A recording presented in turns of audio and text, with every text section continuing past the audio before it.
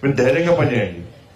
ఇవాళ ఎక్కడెక్కడైతే ఈ పేద ప్రజల భూములు కబ్జా చేసుకున్నారో అన్ని మీరు స్వాధీనం చేసుకోండి. ఫస్ట్ విచారణ పెట్టాలి వస్తారు. మరి విచారణ మనకు కబ్జా చేసుకునే వాస్తవం తీసి కబ్జా అయింది మొత్తం జేసీబీ మొత్తం కొట్టినప్పుడు ఎవరైతే చూస్తాం మేము కూడా టైం పడుతుంది సార్. మీరు కంపల్సరీ మీకు ఆలోచన ఉండాలి. మా సీనియర్ కూడా చెప్తున్నా, మొత్తం స్వాధీనం చేసుకోండి. స్వాధీనం చేసుకోవాలి, పేదలకు వచ్చాలి.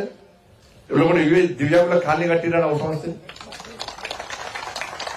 ఎకరాలు కబ్జా చేసి మన నీతివంతులకి నీతులు మాట్లాడి ఇక మేమే పోటీగాలం మేమే తోపుకాలం అంటే పొట్టోడు శాస్త్రం ఉంటాయి కదా, పొడుగోడు పొట్టోని కొడితే పొట్టోని పోచమ్మ కొడుతుంది.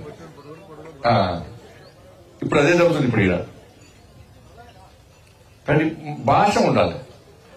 భాష ఎప్పుడు మాట్లాడా భాష అనేది అది మంచి ఒక సంస్కారాన్ని బహిర్గతం చేస్తా ఉంటది. అధికారం ఉన్నా అధికారం లేకుండా ఏది పడుతుంది మాట్లాడుతూ ఉంటే దాన్ని సమాజం గుర్తిస్తుంది. చాలా అటుపక్కన ఇటుపక్క కూర్చొని చప్పలు కొడతారు వచ్చు, కానీ సమాజం గుర్తించదాన్ని. సమాజం హీలనే వస్తుంది దాన్ని అటువంటి వ్యక్తులను. కాబట్టి నేను కూడా ప్రతిసారి కూడా అందరు ఎమ్మెల్యే కలిసి వాళ్ళు ఏ పని చెప్తే ఆ పని చేసే ప్రయత్నం చేస్తున్నాం. ఇది శ్రీనివాస్ గారు ఆదిశ్వాస్ గారు చెప్పినట్టు రాజన్న సిరిసిల్ల జిల్లాలో నవోదయ స్కూల్ కావాలని చెప్పి నిన్నగా మొన్న కేంద్ర మంత్రి గారిని కలవడం జరిగింది. తప్పకుండా నవోదయ స్కూల్ శాంక్షన్ చేస్తామని చెప్పడం జరిగింది. ప్రసారం స్కీమ్ సంబంధించి కూడా 5 సంవత్సరాలు బతుకున్నాను. 5 సంవత్సరాలు బతుకుంటే పాపం ఒక ఆఫీసర్ నాకు అప్లోడ్ ఇచ్చే ప్రయత్నం చేసిండు. అక్కడున్న ఇంకో అధికారి కేసీఆర్ కొడుకు చెప్పాడు, బండి సంజయ్ ప్రసాదం స్కీమ్ కోసం అప్లోడ్ ఇస్తానని ఆఫీసర్ పెద్ద ట్రాన్స్ఫర్ ఇచ్చి పడేసాడు.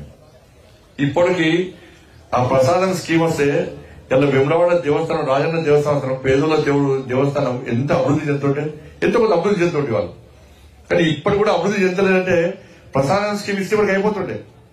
కాబట్టి మొన్ననే రాష్ట్ర ప్రభుత్వాన్ని కోరిన వెంటనే ఫార్మేట్ ప్రకారం పూర్తిగా అప్లోడ్ ఇవ్వడం జరిగింది. నేను కేంద్ర మంత్రి గారిని కలవడం జరిగింది. రాజన్న దేవస్థానం, శ్రీ రాజరాజేశ్వర స్వామి దేవస్థానాన్ని తప్పకుండా ప్రసాదం స్కీమ్ కింద పెట్టాలని చెప్పి విజ్ఞప్తి చేయడం జరిగింది. తప్పకుండా వస్తారని నమ్మకం, విశ్వాసం ఉంది. కాబట్టి ఆ దిశగా అందరం కలిసి ప్రయత్నం చేస్తాం. అభివృద్ధి విషయంలో నేను కష్టపడి నేను కూడా కిందికి వచ్చిన నేను కార్పొరేటర్ అన్న వ్యక్తిని మీరందరూ కష్టపడి వాళ్ళ పార్లమెంట్ సభ్యుడు చేస్తే మా ప్రభుత్వం నరేంద్ర మోడీ గారు కేంద్ర మంత్రి చేశారు. ఇదంతా మీరు పెట్టిన భిక్షనే కాక వేరే ఉద్దేశం లేదు.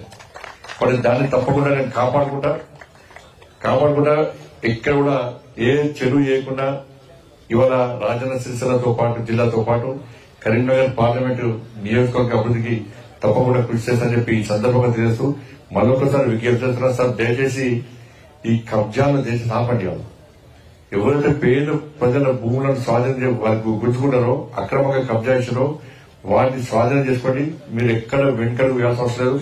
సార్ విమర్శలు వస్తాయిపోతాయి, 100 మంది తిడతారు, పట్టించుకోరు సార్. అక్కడ 1000 మంది మేము వెనకాల మేము పొగుడుతామంటారు. వాళ్ళ గురించి ఆలోచించాలి మనం. కాబట్టి ఆ విషయంలో మీరు చాలా సీరియస్ గా మీరు ప్లాన్ చేయండి, సీరియస్ గా మీరు యాక్షన్ తీసుకోండి.